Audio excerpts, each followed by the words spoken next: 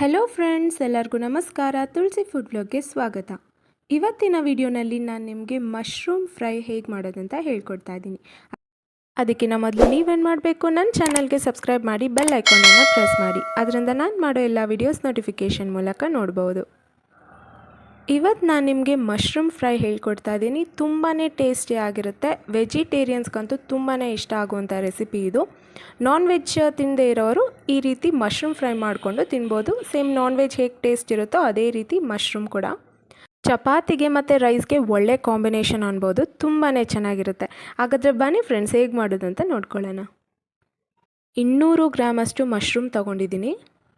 ಈರುಳ್ಳಿ 5, ಅರ್ಧ ಸ್ಪೂನಷ್ಟು ಶುಂಠಿ ಪೇಸ್ಟ್, 1 ಸ್ಪೂನಷ್ಟು ಬೆಳ್ಳುಳ್ಳಿ ಪೇಸ್ಟ್, 1 ಸ್ಪೂನ್ ಪೆಪ್ಪರ್ ಪೌಡರ್, 1/4 ಸ್ಪೂನಷ್ಟು ಅರಿಶಿನ, ಅರ್ಧ ಸ್ಪೂನಷ್ಟು ಧನಿಯಾ ಪೌಡರ್, ಚಕ್ಕೆ 1, ಲವಂಗ 7, ಹಸಿಮೆಣಸಿನ್ಕಾಯಿ 3,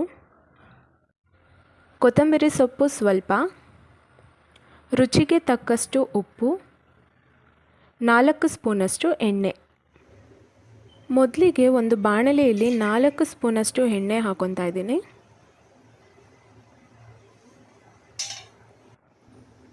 ಅದು ಕಾದಿದ ನಂತರ ಅದಕ್ಕೆ ಚಕ್ಕೆ ಮತ್ತು ಲವಂಗ ಹಾಕೋಬೇಕು. ಚಕ್ಕೆ 1, ಲವಂಗ 7.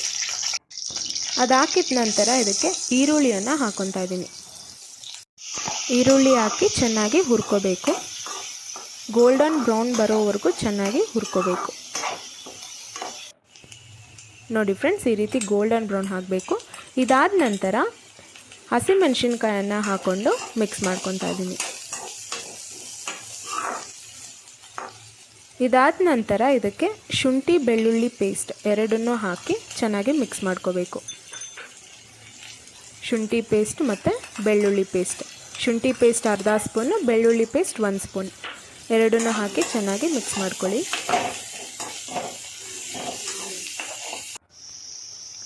ಮಿಕ್ಸ್ ಹಾಕಿದ ನಂತರ ಇದಕ್ಕೆ 200 ಗ್ರಾಮಷ್ಟು ಮಶ್ರೂಮನ್ನು ಹಾಕ್ಕೊತಾ ಇದ್ದೀನಿ.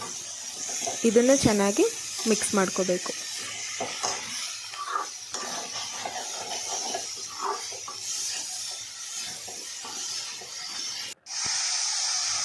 ಇದಕ್ಕೆ ನಾನು ಮುಳುಗೋ ಅಷ್ಟು ನೀರು ಹಾಕ್ಕೊತಾ ಇದ್ದೀನಿ.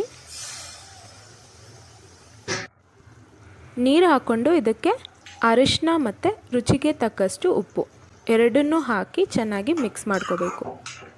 ಒಂದು 5 ನಿಮಿಷ ಬೇಯೋದಕ್ಕೆ ಬಿಟ್ಬಿಡಿ. ಮಶ್ರೂಮ್ ಬೇಗ ಬೇಯುತ್ತೆ, ಅದರಿಂದ 5 ನಿಮಿಷ ಸಾಕು. ನೋಡಿ ಫ್ರೆಂಡ್ಸ್, ಈ ರೀತಿ ಬೆಂದಿದ ಮೇಲೆ ಇದಕ್ಕೆ ಕೊತ್ತಂಬರಿ ಸೊಪ್ಪು ಸ್ವಲ್ಪ ಹಾಕ್ಕೊತಾ ಇದ್ದೀನಿ ಮತ್ತು ಪೆಪ್ಪರ್ ಪೌಡರ್, ಧನಿಯಾ ಪೌಡರ್ ಇಷ್ಟನ್ನು ಹಾಕಿ ಚೆನ್ನಾಗಿ ಮಿಕ್ಸ್ ಮಾಡ್ಕೋಬೇಕು.